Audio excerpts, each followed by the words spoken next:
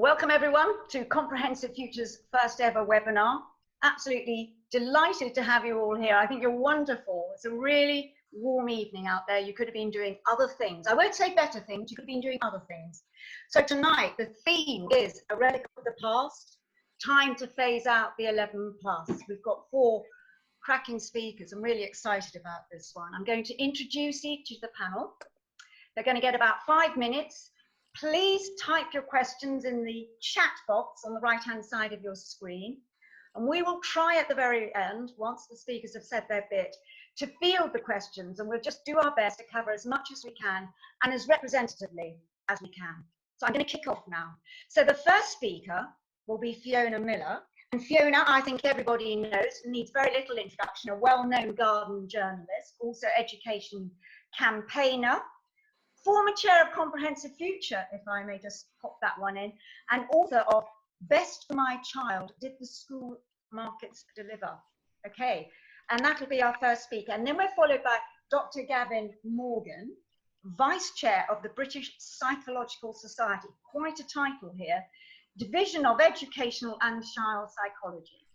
Gavin's contribution, you've also been contributing, Gavin, to the SAGE committee during COVID-19 crisis. I'm really impressed with that. Wonderful. You're also a member of a behaviour group which I didn't understand, but shall we just say there is another self-group? I didn't understand the title, but yes, thank you, Gavin. And then Dr. Katy Simmons, Chair of Governors at Creswick's Community School, a proudly non-selective school in Buckinghamshire, anti-education campaigner, anti-11+ campaigner in Buckinghamshire, long-standing, a real stalwart, and member of the Bucks campaign group, Local Equal Excellent. And then finally, but by no means least, we have Kieran O'Neill, Chair of the Catholic Principals Association, which opposes the transfer test in Northern Ireland. Now, the Catholic Principals Association has been part of a very successful campaign to persuade grammar schools to adopt comprehensive admissions this year. Great move. Kieran is also the principal of St. Bridget's Primary School in Ballymoney. Thanks, everyone. Thank you very much. I'm going to shut up and I'm going to ask Fiona to start. Thank you. Oh, I can see everybody. I don't know if you're quite aware of that, Nuala, but anyway, it's very nice to see everybody again. I'm spotlighted, which is a bit uncomfortable, but if you can see everybody else, that is absolutely wonderful. Fiona's now spotlighted, is that right? It depends how you set your screen. But anyway, welcome and thank you for coming along tonight. And yeah, it's such a beautiful evening and you all think it's worth coming to talk about the 11+, and I thoroughly agree with that. And to hear you, Fiona.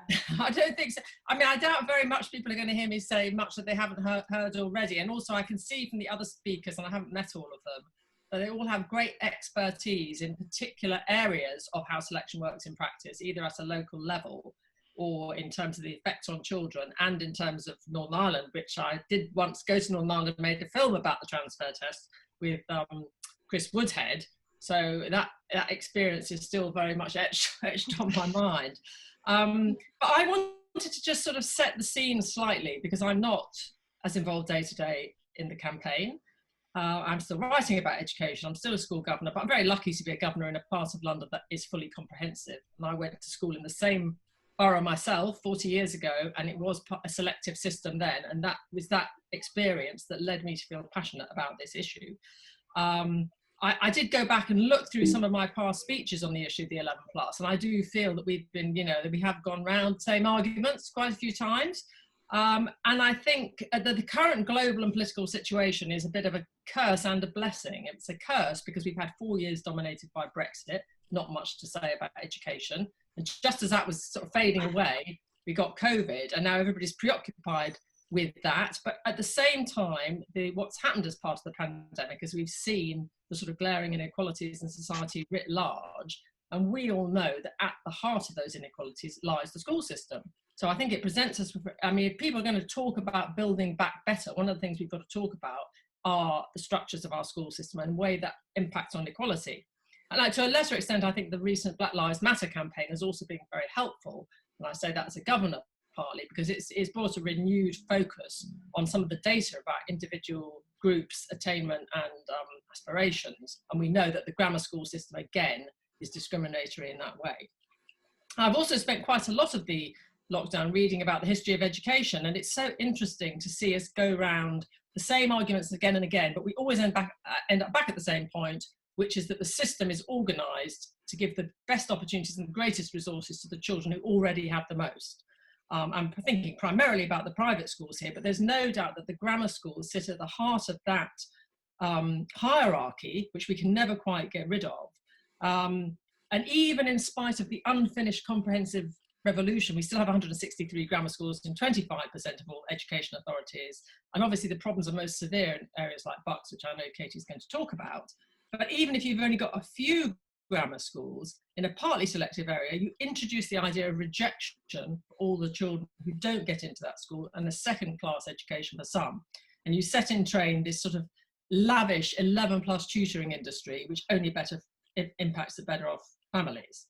And to a certain extent, that is to do with the whole parent choice, the market, the competition has made all of that worse. But the net effect is that the poorest children get overrepresented in the most challenging schools, and they in turn find it hardest to recruit the best teachers and maintain a broad academic curriculum, and the better off children colonise the best performing institutions, and they enhance their places at the best universities and score the best jobs.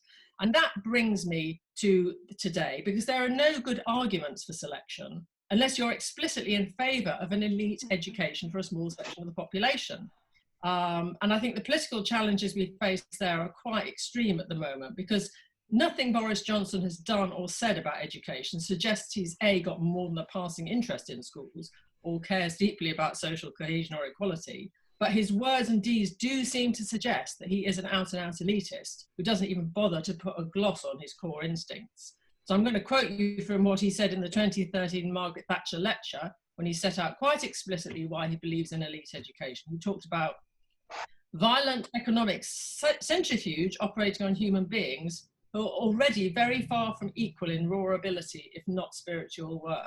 And he went on to say, whatever you may think of the value of IQ tests, it is surely relevant to a conversation about equality that as many as 16% of our species have an IQ below 85, while about 2% have an IQ above 130. The harder you shake the pack, he went on, the easier it will be for some cornflakes to get to the top. Now, I mean, what that tells us about this moment is the country's being led by somebody who fundamentally believes, I mean, unlike people like David Cameron and Michael Gove, who pretended they believed in equality, we have somebody who actually believes that an elite education for a small group at the top of society is probably the right way forward. We also have a slight problem in that we've got no opposition party as yet who have come out very clearly in favour of ending the 11+. And that is going to have to be essential, because I think we can put Johnson and his mates on the spot about this, especially at this sort of Build Back Better moment. Because we've got to boost the chances of poorer children who are so being disadvantaged, and all the gains of the last 10 or 15 years in terms of narrowing gaps are going to be wiped out in the space of 6 months. And the role, and we've got to highlight the role that selective education plays in that process. Now, the paradox, I'm going to wind up in a minute, the paradox of the Theresa May government was that she wanted to bring back was schools, and that gave us, and I can see Melissa here, I mean, that gave us an opportunity to bring out the arguments against grammar schools. That was incredible. It was actually a very powerful moment, because you don't often get the opportunity to make these arguments that we're going to hear tonight, I'm sure. So the issue of selection per se is laying dormant at the moment. I think the point of this discussion, which I'm going to hand over to my other speakers to sort of stimulate more thoughts about, is that we want to brainstorm ideas about how we can bring it back to life again and put it right at the centre of the political debate. Now, I said at the start, I think this presents an opportunity. We know we have the arguments on our side, but we need all of your help to take this moment and try and run with it and make something of it. Thank you very much. Thank you very much, Fiona. Sorry, I was muted there. Thank you so much. I'm now going to hand over to Gavin. No further ado. Gavin, you there? I am here. Thank you, Nuala. Yes, good evening, everybody. Great to see 50+ participants, which is really amazing, as Nuala was saying, on a warm, sunny evening. And it's great to be here to engage with so many people on an issue that's long been of key interest to me professionally, and something that I'm keen to engage with and to discuss further. As Nuala said by way of introduction, I'm an educational psychologist. I mainly work as an academic tutor now at University College London.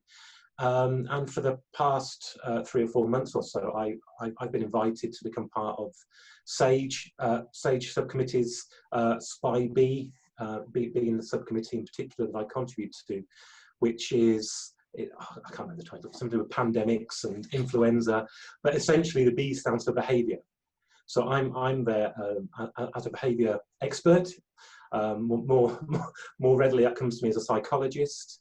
And I was initially asked to join that subcommittee and to contribute to SAGE discussions because of the impacts of well-being onto children's mental health and some of the issues and dilemmas that children and schools are experiencing currently with ongoing school closures. I was asked to contribute that way, and I think there's parallels. There's parallels between COVID and there's parallels between the 11 plus, and what I'm going to talk about in the next 3 or 4 minutes, I hope will kind of demonstrate that. Something that children have been denied at the moment is closure, is an ending, and especially those children approaching in year 6 in terms of transferring into secondary school, and of course children completing GCSEs and A-levels. We know as psychologists how important closure and transition are. That's currently being denied, and it seems to me unusual, I suppose is a polite word to use, that perhaps some of the only exams that are taking place this year are for selection, and that to me is troubling on a number of levels. We know, for example, how the low numbers of children from disadvantaged backgrounds actually achieve a grammar school place. And the parallels I'll make with COVID and the pandemic is that COVID-19 is not an equal disease. Children are being affected greater dependent upon their ethnic background, upon their socio-economic status. It's not equal disease. Likewise, 11 plus and selection for grammar schools is not equal. Children are being affected most by the ramifications of COVID, the fallout and being denied access to schools, being denied access to attachment with their teachers, opportunities to play, opportunities to learn and to develop the key social skills that we know are so vitally important. They can't do that at the moment, and that is really troubling. I mean, the 11 plus, I mean, the question that was posed, is it a relic? Well, of course. And my concerns again that the 11 plus is not an equal examination. It relies upon questionable approaches to assessment that have long been challenged by educational psychologists, long been discredited by educational psychologists as being unfair, as being culturally unfair and remote to many children's lives and experiences, denying the opportunity to demonstrate any capacity to learn. And again, that is key for us as psychologists. We believe in children. We have faith that children have the capacity, have opportunities to learn and make progress. The 11 plus denies them that. And of course, it's a relic of a view of education that should have long been consigned to history. In terms of other additional factors relating to non-equality and issues relating to equality, we know that there's an ongoing digital divide with COVID. And again, this can be linked with the 11 plus and preparation for the 11 plus. We are concerned, I'm very concerned about access to IT equipment, Wi-Fi, things like that in terms of being taught during the COVID crisis. Again, it's the children that have got access to good IT equipment, good Wi-Fi, rather than trying to look up mum's iPhone, for example, if they're trying to be taught remotely. It's children without access to good IT equipment that are going to suffer. Likewise, it's children without access to additional support, additional coaching, additional training with the 11 plus that are going to fall short. And that is evidently unfair and discriminatory. And I think, in conclusion, I mean, I've tried to argue there's a link between COVID, the link between 11 plus, but as schools reopen, our attention needs to be placed upon the emotional well-being of children, not academic achievement, not academic selection. We know as psychologists that children won't learn if they're not in a good place to learn and make progress. If their emotional well-being needs aren't being met, they're not going to learn. That's a basic understanding of psychology and of educational psychology. In order to learn and make progress, you need to be happy, basically. You need to be safe and secure. And children, that isn't happening for children at the moment. And that needs to be our focus moving forward, I think, as we begin to emerge from lockdown and schools begin to reopen. I mean, my final point, I'm desperate for a beer and a cold pint as much as anybody. I'm really looking forward to that. But I don't think it's a good look when the government seems to be prioritising the reopening of pubs at the expense of schools. And that's just a final point I wanted to make. It's not a good look to me. Thank you. I've got to do this quicker. Sorry, folks. Sorry. Just to say thank you, Gavin. Really nice to hear you. Finally, it's taken a long time to get you to come and join us and speak, and it was well worth the wait. Thank you very much indeed. Food for thought there, definitely. Katy Simmons, Dr. Katy Simmons. Hi, good to see lots of people I've known for a long time. Welcome. I've been chair of governors at a High Wycombe secondary modern school for quite a long time. Buckinghamshire's maintained selection against all odds. I mean, they were on the steps of the High Court in 1965 when the government changed, and the system has been intact since then. All our children take the 11 plus. You've got to opt out. Bucks are very proud of their grammar schools, the majority of which are deemed by Ofsted to be outstanding. But the secondary moderns, usually about 40% of them, are less than good. Now, they're not the same 40%. They change with time. It's a merry-go-round. Occasionally, a school falls off the merry-go-round altogether, catastrophic failure, and is closed. That happened in the small town where I live. There were two schools. One's a grammar school, one was a secondary modern. The failing secondary modern closed, so non-selected children in the town where I live have no school locally to go to, other than a bus ride to a school that requires improvement. So generally, parents who can pay for their child to go across the border to Maidenhead and Windsor, where they have comprehensive schools, leaving those who can't pay to choose which failing school they want to send their child to. My personal observation as part of Local Equal Excellent, we've been collecting data for a long time, that the 11 plus efficiently divides students on the basis of ethnicity and social class. So the school where I'm chair, 71% of our children have English as a second language. In the grammar school, which is almost across the road, they have 12%. Incidentally, we have 33% free school meals. The school across the road has 4%. But I'd like to stick with ethnicity, which I think is really an important issue right now. We've been collecting data for a number of years, as I've said.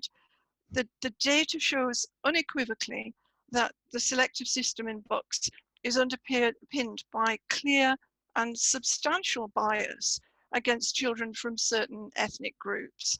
The group most impacted are children of Pakistani heritage, who are only half as likely to pass the test than their white British counterparts. Children of Black Caribbean heritage are also substantially impacted. Interestingly, the bias against these children impacts children who are deemed to be higher attainers, as well as other children. And so we've found that in 1 year, there were 46 children from 3 schools of Pakistani heritage who Key Stage 2 tests had deemed to be high attainers. And of that 46, only 7 passed the 11 plus. So what is it that skews the data in this way? it seems to be the verbal test part of the exam. And incidentally, it is that verbal part that has the highest value in terms of marks, 50%. So that's where the Pakistani heritage children don't do well. The section where they perform better is the non-verbal ability, but that's only worth 20%. When we've pointed this out to the grammar schools, they have consistently refused to change the weightings of the various components. So at the moment, the grammar schools are preparing to delay their testing procedures. They deem this delay to be a way of ensuring that the test is fairer.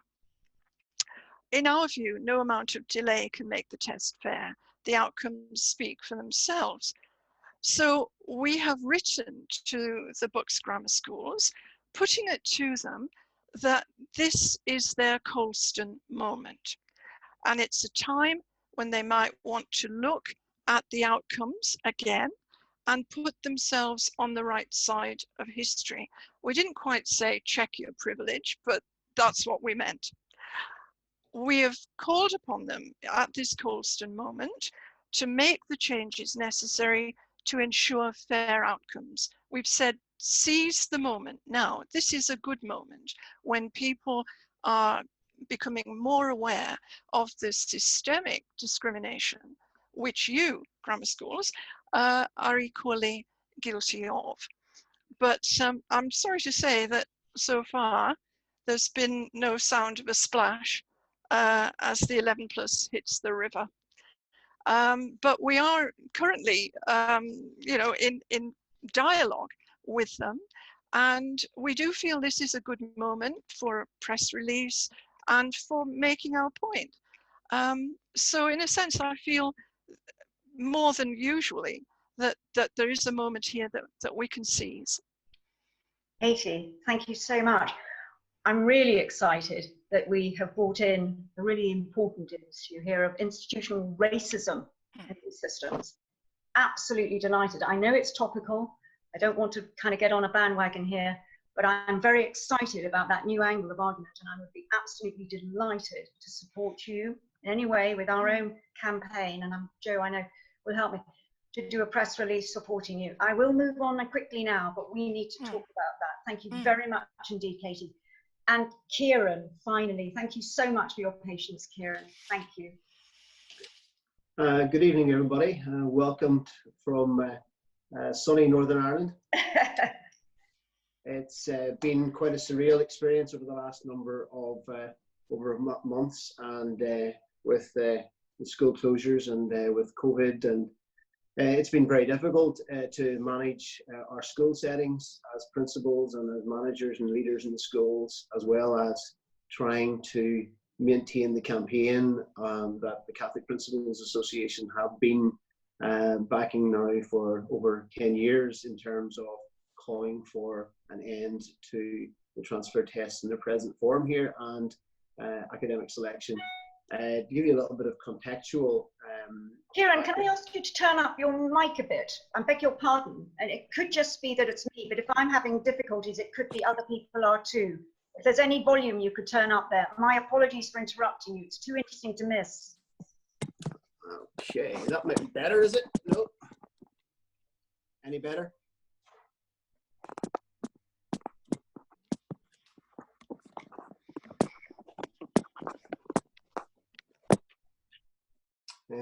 Volume any better? A tad. Off you go. Okay, apologies. Listen, the contextual background to Northern Ireland is that we still have a selective system very much in operation here. 60% of non-selective secondary schools, 40% of the population going to grammar schools. Up until about 2008, it was a state-sponsored 11 plus. That was abolished in 2008, but sadly, political will, as is the way with Northern Ireland at the time, was laid down then as regulation going forward rather than legislation. So therefore, from 2008 onwards, we've been in a worse position than we had been previously. in terms of organisations. Two organisations appeared, AQE and PPTC, setting unregulated transfer tests on behalf of the grammar schools.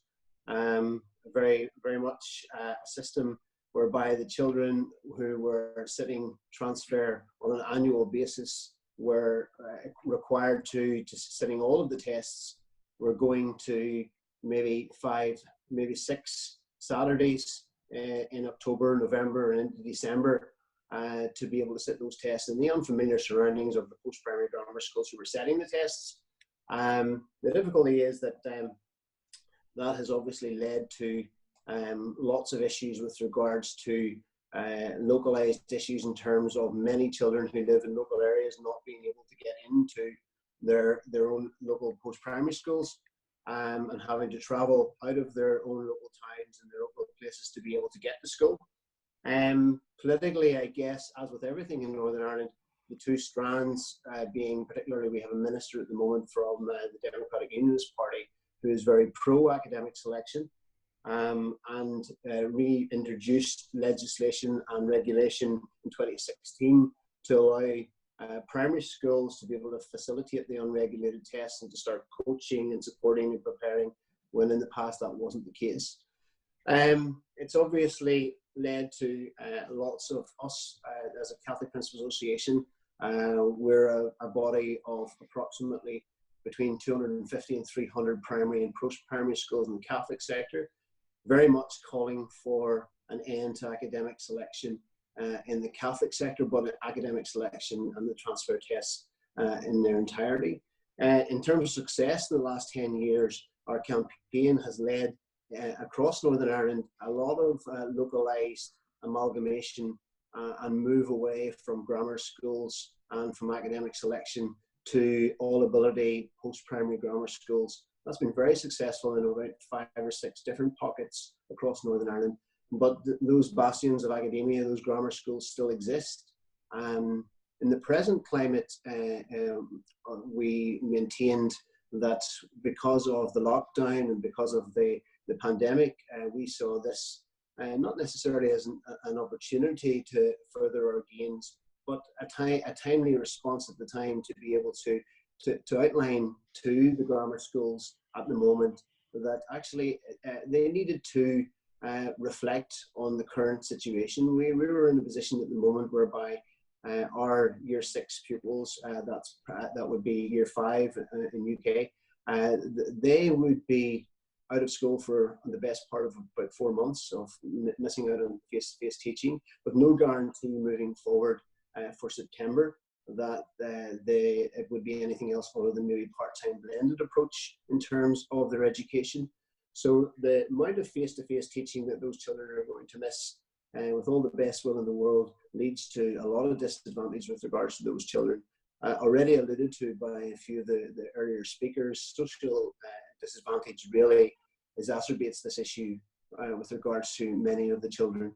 We're in a situation at the moment whereby many children across Northern Ireland do not have access to the proper IT equipment, proper in rural areas access to the internet and Wi-Fi, access to the ability to be able to purchase and be able to buy resources and to be able to tap into coaching and so on and so forth. So those children are very much missing out at the moment. We campaigned largely initially alongside the Catholic bishops in calling for the Catholic grammar schools to consider a suspension of academic selection for this year. Initially, there was a stony silence, very little in terms of the Catholic grammars. But then there was an indication from 1 or 2 that they were going to consider it. It came on the back of a little bit of publicity at the time that we tend to try and leak these things to the media and so on and so forth, whereby some of the Catholic grammars and others, when the places were allocated for September, that some of the grammar schools were setting tests for September for entry via academic selection, that actually they weren't even filling their places and that they still had a surplus of places available. So there was a few schools that really had to think long and hard about what they were doing. we then obviously involved ourselves with the media in terms of the local radio and the local television, and trying to forward the notion that this current crisis is really causing lots of difficulties with regards to the children preparing for the move from primary to post-primary, and being able to access any level of education at all, bar what they were receiving in a remote way over the last 2 or 3 months. Primary sector, obviously, we find that extremely difficult at times because, we were in a position whereby there was lots of children who, I guess, weren't able to access the remote learning, weren't able to be part of those groups and Zoom groups that were being set up, and the remote classrooms and Google Classroom and Microsoft Teams. There's so many children who were really missing out. Lots of those children came from those socially disadvantaged backgrounds where there were maybe 3 or 4 children in the house, and the only access to the internet was through, as was alluded to. I'm going to sort of wrap you up very soon here. Forgive me. No, please finish. But I just wanted to say, just soonish. Give us another minute. And just really in terms of our campaign, currently now 11 of the 22 Catholic grammars have suspended the use of academic selection for this year, and the others have dug in and obviously are willing to keep that going. But that it doesn't end. They announced that today that they would be continuing, and we followed that up very quickly with a bit of media exposure ourselves today, basically calling it the wrong decision, and we will continue to campaign against that over the next few weeks and months, over the summer and so on and so forth. So in sum total, it's an ongoing campaign that has largely had its successes over the last 10 years, and had shown some successes in the last few weeks as well. So thank you. I'm very interested in the idea of this selective approach to selection.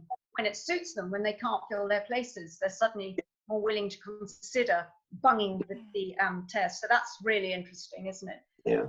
Now we're going to have a minute. If anyone wants to fire in some questions in the chat box, do. In the meantime, perhaps if I could just ask someone in the panel, we've had a really good summary of all the different issues, actually, and newer issues, as you know, the Colston moment that Katy has brought up, and indeed Kieran's success in campaigning against it this year, which might give us some kind of model for the future. I know it's to do with press and publicity. I know that's the only thing that really works. They don't listen to reason or evidence. We know that. It's just bad publicity. But I wondered if someone could give us a solution while we're waiting for more questions to the idea of what do we do to go forward? What do we do? How do we persuade people if they don't take the evidence? Or is it perhaps something like the BLM movement now? They won't take the evidence. How are we going to argue for this next phase? How are we going to convince people that selection is not the way? We all here know, do we not, that it's not working, it's an elite system. I wondered if anyone has an idea of how we should tackle it for the future, how we might persuade people. Is it local level? Is it policy with MPs? Any ideas? Any speaker, I don't mind, or anyone, it would be really nice if you could, or should I pick somebody? Solutions for the future. What do you think we need to do? Do we suggest actually it's the well-being of kids? Would that persuade them? Do we talk about discrimination? Anyone got an idea they'd like to offer on that one? And I will also look for questions from our audience. Okay, is that Katy putting her hand up? I could do. Oh, well, you had Yes. a hand there, so I'm going to leap on you. Yeah, I mean, the difficulty is, well, certainly, you know, it sort of links to a question that Melissa's asked as well. You know, how do we gear up parents? How do we gear up the people that are really impacted by it? And this is a real challenge, isn't it? Because, well, certainly locally, it's like buying a lottery ticket. People always think theirs is going to be the lucky ticket. And what they don't understand, and maybe now at the moment, it's a way of explaining to people that some lottery tickets are actually luckier than others, you know, so that if you were buying a lottery ticket that had 5 times the chance of winning, you know, you'd feel the system was rigged. And you know, it's getting people to understand that, I think.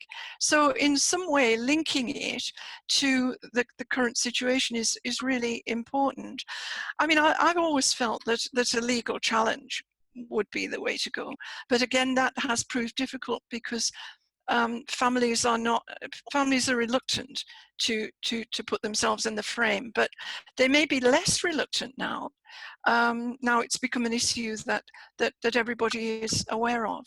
So I think I'd be a combination of political pressure, continued persuasion of you know, various political parties that might be sympathetic, linked to the Black Lives Matter, and a legal challenge.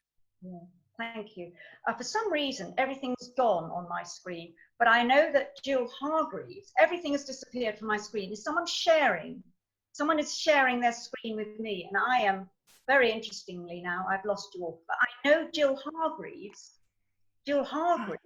gave a question wondering if perhaps, if I could just find it now, Kent is still planning to hold its test screen first week of September. Does the panel think there are political risks to Kent County Council? Now, I was thinking perhaps Kieran, I don't know whether it's a different system in Northern Ireland, I know, or perhaps someone else wants to grab it. But the thing is, someone else is very angry and said it's not the fault of parents. We can't blame parents. Interesting one. So I wondered if you thought, Kieran, you know, tackling someone and to take up Katy's idea of the legal challenge. Do you think there's a risk to the county councils? Could we hurt them somehow? Perhaps you've got some light shed on that one. Well, there's been no legal sort of kind of challenges or precedent set here in Northern Ireland, but I do know that certainly this year it's been watched very closely by many parents, because increasingly over the last sort of 5 to 10 years, there's been a lot of parents who have taken grammar schools to tribunals and to higher courts in terms of the children not gaining admission to the grammar schools via the academic selection. Quite often they go down the route of special circumstances. Maybe there isn't the evidence there to suggest that children would be of the academic standard for the grammar school, so therefore they take it further. Most of those individual legal challenges have proved to be successful, and the majority of those children have gained a place in the grammar school. And quite often, and maybe unsurprisingly, a lot of those tribunals, the grammar schools don't even turn up to represent themselves. They allow those parents to be able to turn up to fight their corner, and their lack of attendance often allows those parents to gain a place for their children in the post-primary and the grammar schools. And it's another indirect and roundabout way for grammar schools to be able to gain for their pupils. In terms of campaigning, you know, we certainly knock on the door of the Minister for Education here quite frequently.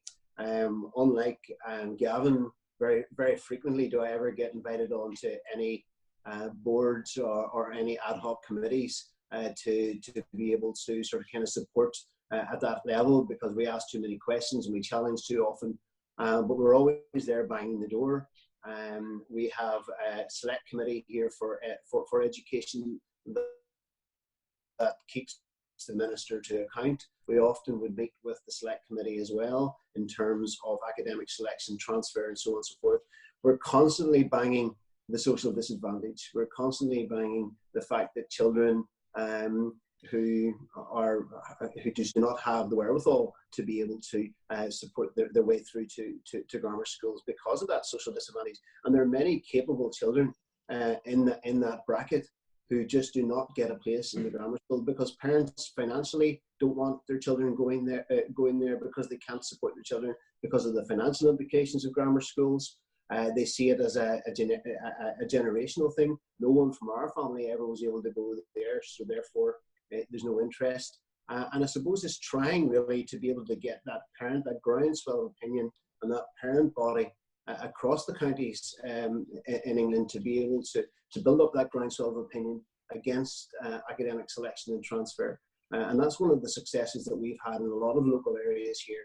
And transforming grammar schools and post-primary schools into larger amalgamations, into all ability schools with many streams to that, academic streams, vocational streams, and so on and so forth. Those schools have proved to be flagship. And once we start to be able to maybe, I suppose, enhance the profile of those schools, then we get to see how well they are doing. Thank you. Gavin, very interesting approach, isn't it? To actually perhaps seduce people through streaming, and then once you've got them into these wonderful all-inclusive schools, you then start to strip away the streaming. It's a strategy. I was also interested, of course, in Northern Ireland, the issue is more about class, possibly. You've got a tighter class division than we have it here, of course we do, but we have other issues such as the diversity of our grammar schools as well. Anyway, that I won't start trying to answer questions. It's not up to me. But thank you, Gavin. Really interesting. Now I've got a question now from Alan Gerbert, which is obviously for Gavin, and then I'm going to look for one for Fiona. You're not getting off, Fiona. So Alan Gerbert asks, please could we know more about the children's mental health, the impact of segregation, and he says here psychoeducation, but that might be a made-up word, but the impact of segregation on young people. You might say a bit about that, Gavin. Thank you very much. It's a very, very interesting thing to kind of consider, really. Segregation at age 11 based upon a performance in an arbitrary examination. I mean, yeah, I would be very concerned about that on a number of levels. I mean, I mentioned concerns about the test in itself anyway, and the fairness of the test, it being culturally unsound. But the fact that children are being separated from their peers at age 11 based upon an arbitrary performance with an unfair test, I think is highly questionable. And we know, I mean, there's anecdotal evidence that I'm aware of in terms of, you know, children feeling rejected by failure at age 11. And you know, we can go back to looking at, you know, the 1950s. My dad always talks about it, the fact that he failed the 11 plus and all his mates went off to the grammar school and he had to go to secondary modern, and how that made him feel for the rest of his life. The rest of his life, he kind of assumes, therefore, that he's inadequate, that he's not intelligent, which is, you know, crazy. And as I was saying in something that I was arguing, as psychologists, we argue that learning isn't fixed. Your IQ isn't fixed. It's not a stable construct. It's not even a sensible construct to kind of discuss to some extent. But intelligence itself, the capacity to learn, isn't set. You're not born with your brains you're with you throughout your life. They're subject to so many different influences. They're subject to your environment, to your relationship with your teacher, to your peers, all of those things. We know that children mature at different rates. So to put a line in the sand at age 11 and to herd some children off into the brighter stream is preposterous, really, to be honest. So there's it's nonsensical, and it is damaging to children's self-esteem, and we know it takes some children a long time to kind of recover from that once they do get into a rejected school, you know, and that will stay with them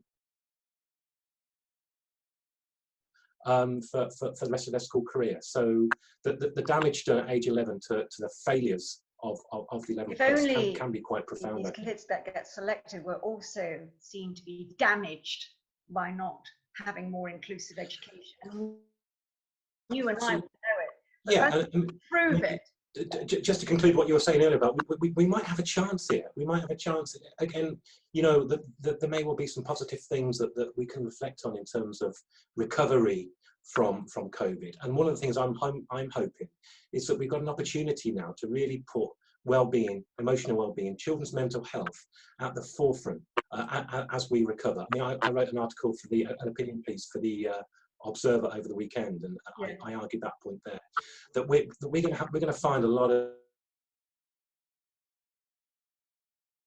we could make an argument, an easy argument, that subjecting some children to examination in September, if it goes ahead in September, is wrong, at the exact wrong time, when what we should be focusing on is their well-being, their emotional health, And again, we don't want to subject some children to being labelled as being failures. So there might be a chance, I think, and it's going to be a hell of a lot of work, as I argued in that opinion piece, for us as psychologists. And what we need is more psychology in our schools. But I'll clear the stage and let somebody else speak. Thanks, Gavin. I just wanted you to know that we've got someone here saying that surely by now we've grown up, and that, you know, elite, there is no such thing as natural intelligence, No. it's just construction, and that's Absolutely. something which people still don't get. Yes. But again, you and I mustn't monopolise this, because I did have a nice question for our journalist here, education campaigner, and I wondered, Fiona, if you would cast some light on this one. A nice question in the sense that it gives you lots of scope. But do others agree, they say, this is Keitha, looks like Keitha Parker, that actually the issue with grammar schools, in a way, it's funny, isn't it? We get caught up with grammar schools, but they're replicated in areas with the introduction of free schools and admission policies that admit some people and not others. And there's, you know, all sorts of ways of selection.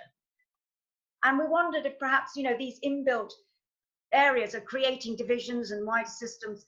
Would you like to just kind of throw some light on that? I mean, it would be campaigning against, actually what I suppose I'm angling for is this campaign for a wholly comprehensive education system, because of lots of ways of selecting kids. Well, I mean, yes, I mean, I've seen several comments to say the best way to make this argument is in the context of the hierarchy and all the other forms of selection that go on. And I do believe that that is the case, because there are lots of other things that need to be dismantled and reformed. And it needs to be set in its context, because one grammar school will then have an impact on other local schools who feel they have to do what they can to cream off the next sort of layer of children, or create a sort of grammar school stream and all the things we know that they do. So I think that is true. I think that is true. But in terms of the campaigning, I'm listening to what people are saying, and two things have stood out to me. One is the only exam that's going on this year is the 11+. I mean, that seems to be an obvious campaign for comprehensive future. You know, why is that the case? The one single exam that is going to discriminate more than any of the others is allowed to go ahead. And I think we need to think about how we can make something of that in the autumn term. I mean, I'm not quite clear about what's actually going on. I presume different counties are doing different things. And secondly, I mean, I think the points about the test, and I've never really quite understood. I mean, because the whole thing is based on a preposterous, as Gavin says, sort of house of cards, which is that you cannot just on one single day decide that one child is going to be X for the next 60 years of their lives. I mean, they might have a cold, the room might be too hot, they may have, you know, had a bad night's sleep. All these things it's an absurdity that we make that decision, and anybody who's challenged on that fact accepts that it's pretty much an absurdity. Unfortunately, as I said, the Prime Minister happens to believe it's true. But we need some politicians, whether on the Conservative side or the other side, to start asking these very focused questions now. You know, why is this exam going ahead? And do people genuinely believe that you can define ability and potential in one single test? It's such a preposterous idea. So I think, you know, I think in the immediate future, I think the COVID crisis does present an opportunity to flag up some of the absurdities in the system that we know exist, but it's been very hard to get attention for. Yeah. Funnily enough, someone else has asked about this, you know, and actually they suggested you, so you might be able to expand a bit more. Does the answer have to be a political one? We had the Social Justice Commission, which the Labour Party proposed, the idea of integrating private schools. I don't really want to do private schools in this event. I hope you don't mind, but just because we can do that in another forum. But do you think, I mean, I think you are saying, Fiona, aren't you, that it has to be political?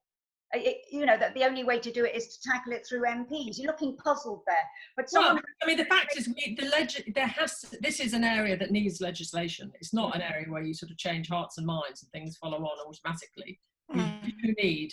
But I mean, my point is to get outside campaigning groups can only get so far. They need to be working alongside people in Parliament who can be asking the questions in Parliament. You could be, you know, directing the attention of the select committees and things like that. And that's how you get these questions up to rise up, you know, through the political agenda. And because this is a moment where something ridiculous is happening, the 11+ test, which is going to discriminate against children who've already massively discriminated against in the past 6 months, that should be brought to the attention of, that should be a political issue as far as I'm concerned. Yeah, I wonder if anyone can advise here, because one thing we find as Comprehensive Future, and I'm just desperate now, I will be selecting a question. Joe, please bung me one from someone because it's hard to keep up with all the conversation.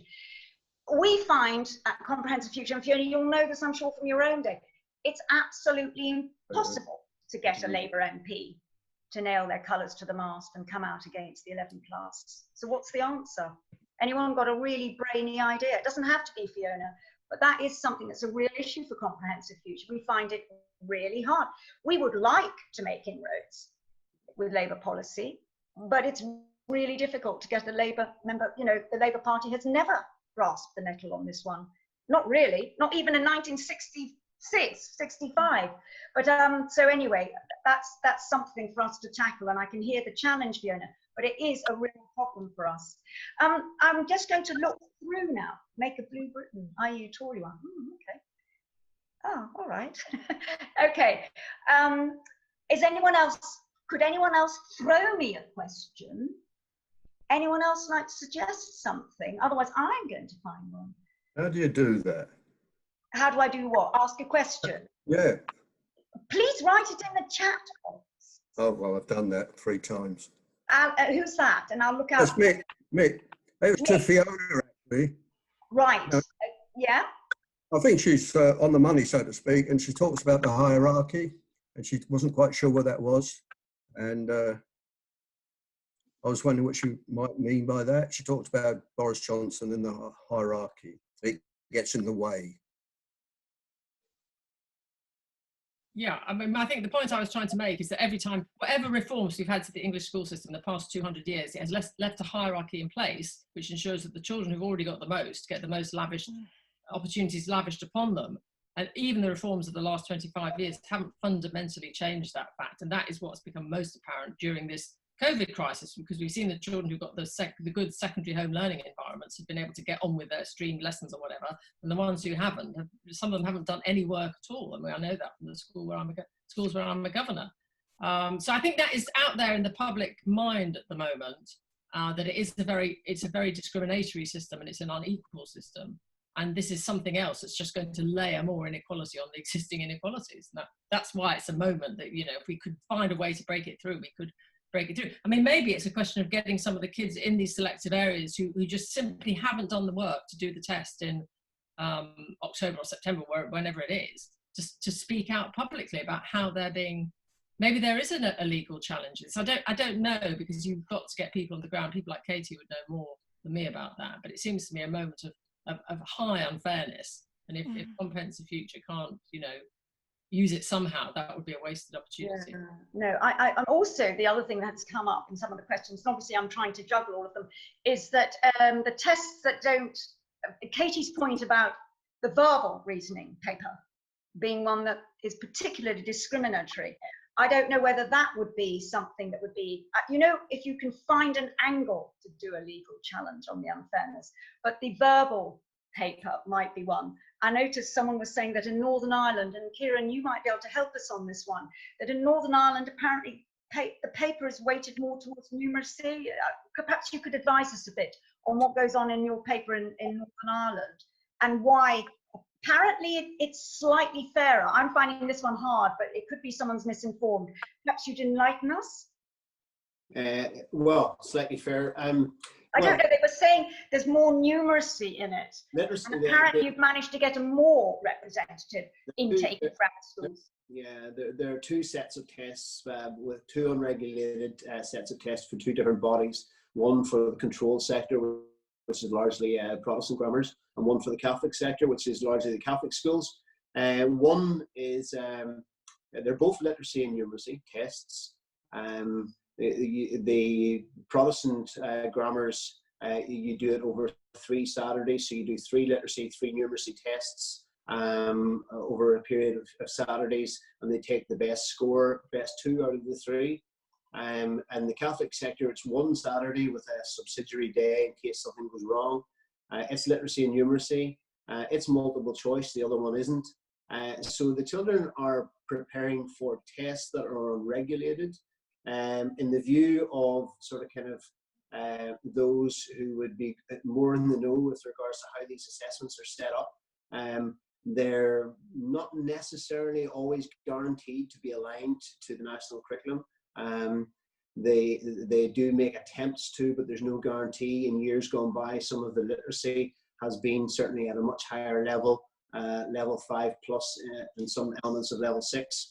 Numeracy being similar, some elements of post-primary maths and numeracy coming into it.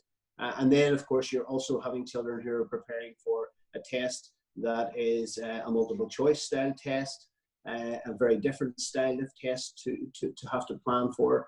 And the children are largely, many of the children who are trying out for the grammar schools, whether it be Catholic or controlled, are often doing them all. They're hedging their bets, and they're ending up having to do maybe 4-5 Saturdays of tests throughout the sort of kind of the autumn term.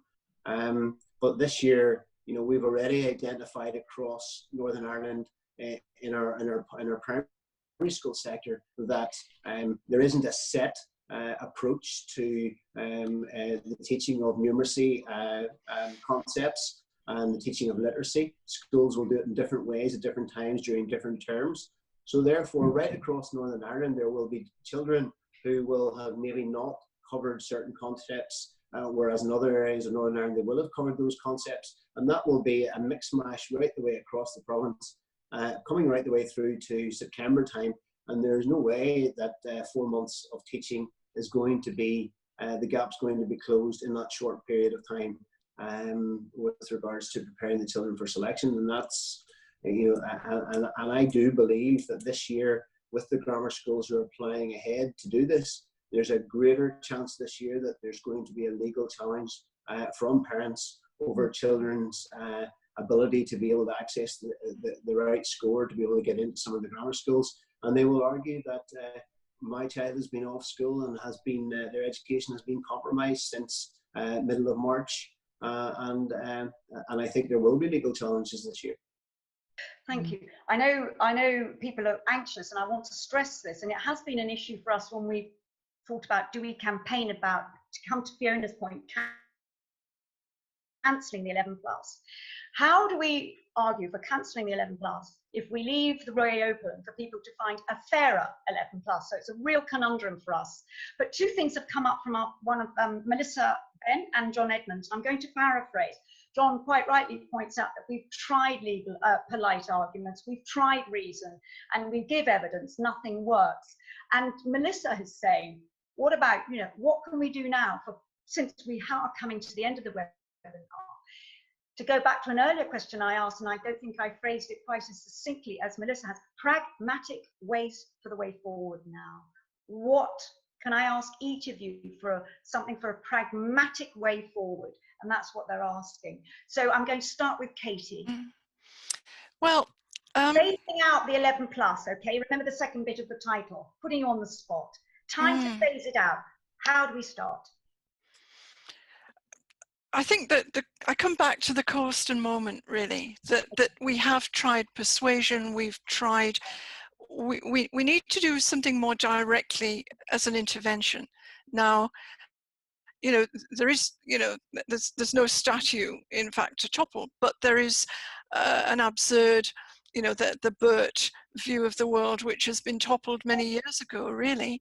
I mean, I would still look at the possibility of legal challenge in the current circumstances to see whether it was a possibility. Interesting. Would you challenge the test? Don't forget there are different tests. Well, don't forget. It says, as if well, you don't know, Katy. There are different tests. I mean, what we're pressing for at the moment is to know what equality impact assessments. The grammar school maintain that they're having the tests later is fairer, but they can give no evidence for why it's fairer. So we're asking currently for their equalities impact assessment that would demonstrate that Black and minority ethnic children, who we know have been particularly impacted by the pandemic, they have considered how their proposals for changing the test are fair to them. Lovely. Yeah, I like that. Sort of get them right where it hurts, and they have to prove it. They have to prove it in court. Great stuff. Thank you. Fiona. Yeah, well, I mean, the more, I mean, I see Melissa said, is this just the, you know, in the short term, is this the point we should be taking from this? And I think that it seems to me, I don't know if anybody has taken legal advice, but that there may well, and also I don't know what the legal aid situation is. If you can find a family who are disadvantaged, you could get funded, or maybe a family in each selective area. It is definitely worth trying to get some legal advice about whether you could challenge the test taking place this year, because to go back to the politics of it, I mean, in a way, it's a short-term move to expose the absurdity of the test. You might get somebody who would take it up as a political cause if it doesn't involve saying, let's get rid of the 11+. It's just saying, let's get rid of this, let's not do it this year. Because once you've got rid of it this year, something else would have to replace it. And once something else has replaced it in 1 year, as some of us will hope will be exposed with the GCSEs and A-levels and various things that have been abolished this year, you know, the rationale will be there for doing it a different way in the future. Yeah. I know, I will just throw this one in, not to complicate things, and then get Kieran and Gavin in, that a family I spoke to felt very strongly they'd loved it, but they were scared to put their heads above the parapet. The fear was to be seen to be challenging, because then they felt their families, their children would get stigmatized, and they didn't want that while they were still at school. And I thought that was a thorny issue, a really sticky one. Sorry, can I just respond to that point? Because I have been involved in various legal challenges, not on this issue, but in the days when the academies were being set up. Working with barristers to, I mean, you've got to keep looking for families. And to be honest, in the past, in the end, we usually did find a family who were prepared to put their name forward. I mean, they need to be able to eligible for legal aid, obviously, because nobody's going to want to pay for it. But I think it's worth looking, and maybe somebody who's, you know, I don't know, you find somebody in a selective area who's made not a completely selective area, who wants to stop the selection going on in one grammar school, but they're not planning to do the test anyway. I don't know, something like that. I mean, there may be opportunities. Yeah, no. And tying it up with Northern Ireland would be great. I mean, I think if you get a couple of families in different areas, that would be fantastic. Yeah, I can highlight the problem. Yeah, no, there's a few things. Sorry, thank you, Fiona. And actually, there's a few ideas rattling around now, and it feels like I think it was Melissa's word, pragmatic ways forward. I mustn't take up time. Next to speak is Gavin, pragmatic way forward, with your psychologist hat on. Yeah, I think I've probably mentioned this before. I think we've perhaps got a unique opportunity right now, as schools reopen, to really turn a spotlight onto well-being, onto social and emotional mental health, and the fact that a lot of our kids are going to be affected by not being in school, and they've been affected by not being with their teachers and not having opportunities to learn and develop. So we've got, I think, a unique opportunity now, really, to really put children's well-being at the fore of any decisions moving forward as schools begin to reopen. And we've got an opportunity, as I said in my 5 minutes at the start, rather than to rush in to thinking about learning and assessment. Instead, we need kids to be in a position where they can learn, and they can only learn if their well-being is met, their social and emotional health is at the fore. So in my view, we've got a chance now for education to really focus on that, because, you know, positives that are going to come out of COVID, that there may well be some, and I think this might be one, a kind of a unique opportunity really to kind of rebalance, redraw, restart how we view education, and we can begin the kind of, you know, long-term aim really of finally consigning academic selection at 11 to history as it should have been decades ago. Yeah, thank you, Gavin. Yeah, I hope so. I know, talking about selection at 11, and I'm very aware there are other people in other conversations have talked about selection, of course, then at 16 and other areas. I know we're obviously focusing on the selection that goes on at 11, but it applies equally to the way I know young people are treated in sixth form. Selection everywhere is damaging, and actually you're right, the idea of a future, perhaps we do have some stuff to build on from the COVID experience, but whether people will, but you know, we must be positive about this. I'm going to, like Kieran, a pragmatic way forward, in a kind of concise little point there. I wonder if you can deliver some idea, give us a nice little nugget to go home with. Well, obviously the pressure that's worked for us has certainly been political pressure. We're a bit luckier here insofar as we do have political parties and sides of the divide that are more sort of willing to listen to our debate and the whole notion of social disadvantage. Gavin's point is a very relevant one at the moment with regards to the emotional well-being of all our children moving forward. We have a great voice here in Northern Ireland as well, the Children's Commissioner, who has been very vocal on this throughout, and also the Safeguarding Board in Northern Ireland have also been very vocal from a child protection point of view in terms of the children moving forward and the stresses and anxieties that are being placed on the children given the period that we've been in with regards to the COVID pandemic. So certainly appealing to the political will and trying to find those political leaders who will listen and who will take notice and who will champion the needs of our children and the well-being of our children above all everything else. So it is identifying those people. I know it may be difficult largely with the Tory government, who are basically the puppets for the power elite above them. So that's a difficult one in terms of particularly in mainland UK. It's a greater argument that we can have here. We've had successes in terms of grammar schools suspending and abandoning academic selection. There are good examples to point to here as well, and I think you need to find that as well in the UK, pointing out the good examples of where grammar schools, if there have been any, we have moved from academic selection to comprehensive and all ability, to making sure that it's across the board that those are highlighted and the successes of those schools are highlighted as well. Thank you, Kieran. In fact, I think we need you to campaign, with us, because the thing is, I don't think you're very fortunate to have, if you like, that microcosm where you do have a children's commission and you do have people who take these issues on board. We can't find, I think what our problem is, the different parties, and they're all vying over different issues, where you clearly have a more coherent feeling about the grammar school and selection problem in Northern Ireland, which is useful because there's a model there. So possibly it would help us. Now, I don't think we can follow all of those examples because it's different in England, but there are certainly things you've done that would be ideally modeled. We could use them perhaps. I certainly don't know, and perhaps someone can enlighten me about a grammar school that has gone comprehensive, which would be great, wouldn't it, if we had an example of that. But I'm going to start wrapping up. One thing, though, that Melissa's saying, and it's a really nice point to finish the meeting on, and I think it kind of brings together what we've come out of this, and I think it's that the point is we will have to think of ways to make a legal challenge, possibly. I don't know how. It'll be something to do with parents, possibly.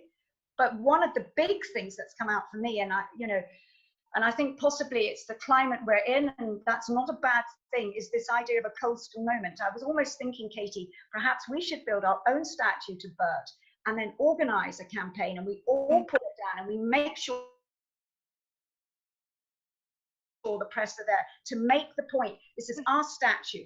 I've got a river down the road. It's just by Kew. We can sling him in there and let's take a photograph. I'm just making a point here that unless people see something that you can dismantle physically, perhaps they won't bloody get it. Anyway, sorry, shouldn't get carried away. But Melissa's point is that, this is a legal challenge. You sharpen the politics with your legal challenge, because that's the way we get the attention, and that's the way to focus people's idea and to frighten people. And then that, of course, is what gets the necessary press attention, because we know that unless it's a sexy story and there's a good soundbite or a good photo opportunity, the press aren't interested. I'm trying to quickly gather all the strings. There's been far more. I am very mindful that I have not done justice to all the chat in here. I found it a bit more hard than I thought I would.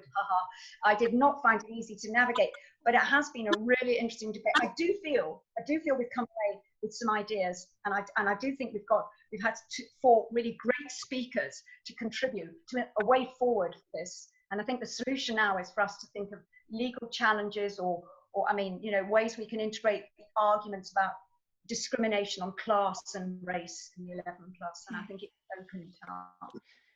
I think on that note, unless there's anyone else in Comprehensive Future who is screaming at me because I haven't said something, I'm going to draw it to a close. Please, Joe, unmute anyone, and if anyone from Comprehensive Future feels there's something that's been missed, then now's the opportunity. Otherwise, I'm going to close the meeting. We've run over by 40 minutes. I think that's a good sign, though. I think it's a good sign. No?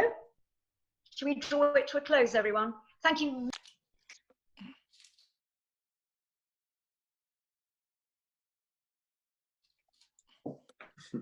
Right, thank you. Thank you very much, everyone.